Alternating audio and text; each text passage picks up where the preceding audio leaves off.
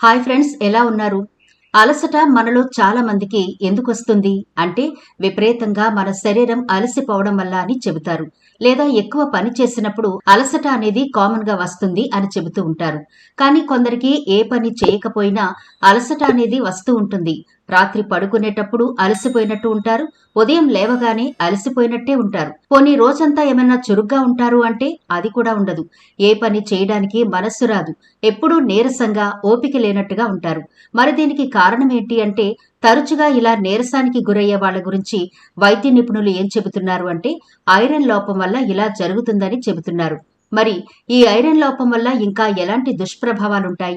Iron లోపాన్ని మనం ఎటువంటి ఆహార పదార్థాలతో ఫుల్ఫిల్ చేయొచ్చు? ఐరన్ లోపం రాకుండా ఎలాంటి జాగ్రత్తలు తీసుకోవాలి అనే డీటెయిల్స్ ఈనాటి వీడియోలో చూద్దాం. కాబట్టి వీడియో స్కిప్ చేయకుండా చివరి వరకు చూడండి. అలాగే మన ఛానల్ ని ఎవరైనా ఫస్ట్ టైం చూస్తుంటే సబ్స్క్రైబ్ చేసుకోవడం మర్చిపోవద్దు. పక్కనే గంట సింబల్ కనిపిస్తోంది కదా, దాన్ని ప్రెస్ చేసి ఆల్ నోటిఫికేషన్ ఆన్ చేసుకుంటే మేము ఎప్పుడు వీడియో అప్లోడ్ చేసినా నోటిఫికేషన్ ద్వారా ముందుగా మీ ఫోన్లోకి వస్తుంది, మీరు చూడొచ్చు. అంతేకాదు ఫ్రెండ్స్, మాదొక చిన్న రిక్వెస్ట్, ఈ వీడియో నచ్చితే లైక్ చేయడం మర్చిపోవద్దు. మీ లైక్ మాకెంతో మోటివేషన్ ఇస్తుంది ఇలాంటి మరిన్ని వీడియోలు చేయడానికి. అంతేకాకుండా మీ లైక్ వల్ల ఈ వీడియో మరికొందరికి రీచ్ అవుతుంది కూడా.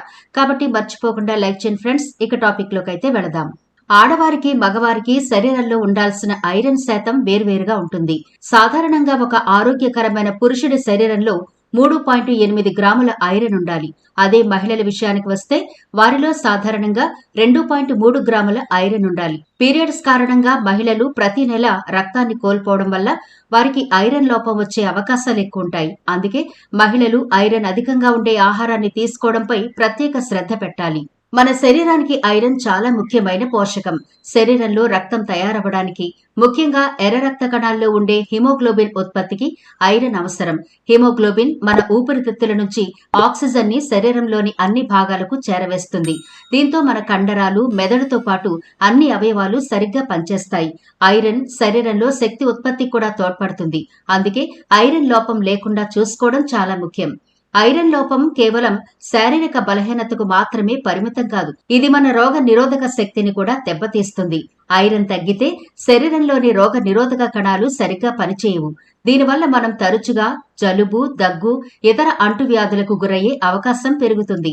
చిన్నపిల్లల్లో ఐరన్ లోపం ఉంటే అది వారి పెరుగుదల, మెదడు అభివృద్ధిపై కూడా తీవ్ర ప్రభావం చూపుతుంది. అందుకే పిల్లలకు ఐరన్ లోపం లేకుండా చూడడం ముఖ్యం. శరీరంలో ఐరన్ తగ్గితే మొదటిగా రక్తహీనత సమస్య వస్తుంది.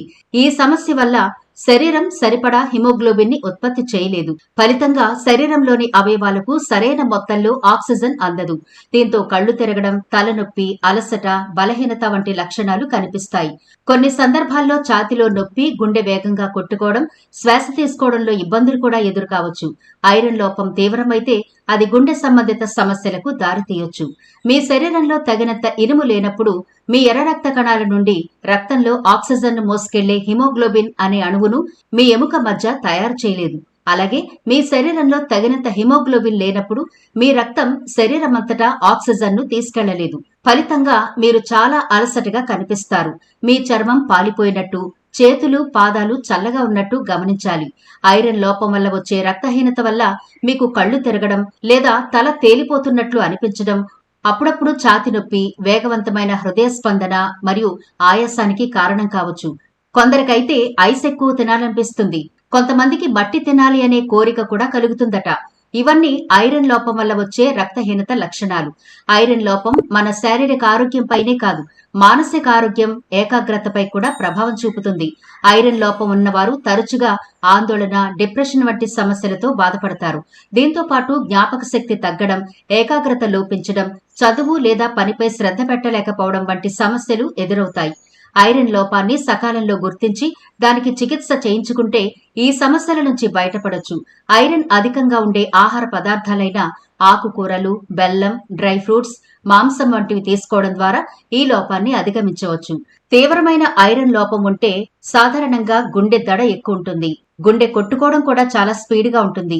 గర్భిణీ స్త్రీల్లో ఐరన్ లోపం వల్ల నెలలు నిండకుండగానే కాన్పవడం లేదా తక్కువ బరువుతో పిల్లలు పుట్టడం వంటివి జరుగుతూ ఉంటాయి. ఐరన్ అనేది అందాన్ని పెంచడంలో కూడా దోహదపడుతుంది. ఐరన్ లోపం అంటే జుట్టు చర్మ సమస్యలు కూడా ప్రారంభమవుతాయి. చర్మంలో డ్రైనెస్, మచ్చలు, మరకలు, చర్మం రంగు తగ్గిపోవడం, చర్మం నిర్జీవంగా మారడం, జుట్టు ఎక్కువగా రాలిపోవడం, డాండ్రఫ్ వంటి సమస్యలు ఎక్కువ అవుతాయి. శరీరంలో ఐరన్ లోపం ఉంటే కనిపించే లక్షణాలు మనం చెప్పుకున్నాం కదా. ఇంకొన్ని లక్షణాలు ఏంటంటే చర్మం, గోళ్లు కూడా పాలిపోయినట్టు ఉంటాయి. కనురెప్పల లోపలి భాగం కూడా పాలిపోయినట్టు తెల్లగా మారుతుంది. జుట్టు బాగా పొడిబారిపోతుంది. గోళ్లు బలహీనంగా మారి విరిగిపోతూ ఉంటాయి. తల తిరగడం, తలనొప్పి ఎక్కువగా వస్తుంది. మైకం రావడం కూడా జరుగుతుంది. నాలుక నొప్పి వస్తుంది. ఒక్కొక్కసారి వాపు కూడా ఉంటుంది. చాలా మంది ఒంట్లో నీరసంగా ఉన్నప్పుడు ఐరన్ లోపం కదా అని నోటి ద్వారా తీసుకునే ఐరన్ సప్లిమెంట్స్ ఇస్తూ ఉంటారు. వాటి వల్ల కొన్ని అనర్థాలు లేకపోలేదు. ఐరన్ సప్లిమెంట్స్ వల్ల కొన్ని జీర్ణ సంబంధిత సమస్యలు, దుష్ప్రభావాలు కూడా కలగొచ్చు. మలబద్ధకం, ముదురు రంగు మల విసర్జన, విరోచనాలు, వికారం, వాంతులు వంటివి జరుగుతాయి. ఇలాంటి లక్షణాలు గనక కనిపించినప్పుడు వెంటనే డాక్టర్ని సంప్రదించడం మంచిది. ఇక ఐరన్ లోపాన్ని మనం ఎటువంటి ఆహార పదార్థాలతో భర్తీ చేయొచ్చు అంటే ఐరన్ పెంచే ఆహారాల్లో ఆకుకూరలు ఎప్పుడూ ముందు వరుసలోనే ఉంటాయి. వీటితో పాటు నిమ్మకాయను కూడా ఆహారంలో భాగంగా తీసుకోవడం వల్ల ఐరన్ లోపాన్ని అరికట్టవచ్చు. అలాగే టమాటోలో లైకోపిన్, విటమిన్ సి ఎక్కువ ఉంటాయి. ఇవి ఆకుపచ్చ కూరగాయల్లో ఉండే పోషకాల మాదిరిగానే ఐరన్ను పెంచుతాయి. ఐరన్ లోపంతో బాధపడే వాళ్లు ఆహారంలో పెరుగు కూడా చేర్చుకోవాలి. పెరుగు తీసుకోవడం వల్ల ఎన్నో పోషకాలు శరీరానికి అందుతాయి. అలాగే అల్లం, వెల్లుల్లి ఆహారం రుచిని పెంచడం మాత్రమే కాదు, ఐరన్ లోపాన్ని కూడా అధిగమిస్తాయని నిపుణులు చెబుతున్నారు. వీటితో పాటు చేప, మాంసం, లివర్, చికెన్లతో పాటు పప్పు ధాన్యాలు, టోపు, పాలకూర, బీన్స్, క్వినోవా, తృణధాన్యాలు, సిట్రస్ పళ్లు వంటి వాటిల్లో ఐరన్ ఎక్కువ ఉంటుంది. కాబట్టి మీరు గాని, మీ ఇంట్లో వారు ఎవరికైనా గాని, మీకు తెలిసిన వాళ్ళు ఎవరైనా సరే ఇలా కారణం లేకుండా నీరసంగా ఉంటే గనక ఒకసారి డాక్టర్ని సంప్రదించి అది ఐరన్ లోపమైతే జాగ్రత్తలు తీసుకున్నారనుకోండి, ఈ సమస్య తొందరగా నయం చేసుకోవచ్చు. అలా కాకుండా నిర్లక్ష్యం చేస్తే మరింత ప్రమాదానికి దారితీయొచ్చు. ఎందుకంటే మనం బ్రతకడానికి రక్తం చాలా ఇంపార్టెంట్ కదా. దాన్ని నెమ్మదిగా ఈ ఐరన్ లోపం తగ్గిస్తూ ఉంటుంది. మనిషి ఇంకా నీరసించిపోయి రకరకాల అనారోగ్య సమస్యలకు గురవుతూ ఉంటాడు. అందుకని ప్రారంభ దశలోనే ఇలా నీరసంగా ఉండేవాళ్లు డాక్టర్ని సంప్రదించి ఈ ఐరన్ లోపాన్ని సవరించుకుంటే సమస్యను ఈజీగా అధిగమించవచ్చు. మరి తప్పకుండా ఈ సమస్యను నిర్లక్ష్యం చేయకుండా ఈ లక్షణాలను ముందుగానే గుర్తించి తగు జాగ్రత్తలు తీసుకుంటే ఐరన్ లోపం అనేది మనకు పెద్ద సమస్య కాదు. కాబట్టి నీరసంగానే కదా, చిన్న విషయం అని నిర్లక్ష్యం చేయకండి. తొందరగా జాగ్రత్త తీసుకుంటే ఈ లోపాన్ని చాలా ఈజీగా అధిగమించవచ్చు. అంతేకాకుండా అలసట అనేది దరిచేరకుండా ఐరన్ లోపం వల్ల వచ్చే రకరకాల అనారోగ్య సమస్యలన్నింటికీ కూడా చెక్ పెట్టొచ్చు.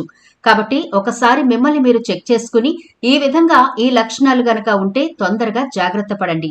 మరిది ఇవాల్టి వీడియో. ఈ వీడియో నచ్చితే లైక్ చేయడం మర్చిపోవద్దు. మీ ఫ్రెండ్స్, రిలేటివ్స్ కి ఈ వీడియోనైతే షేర్ చేయండి.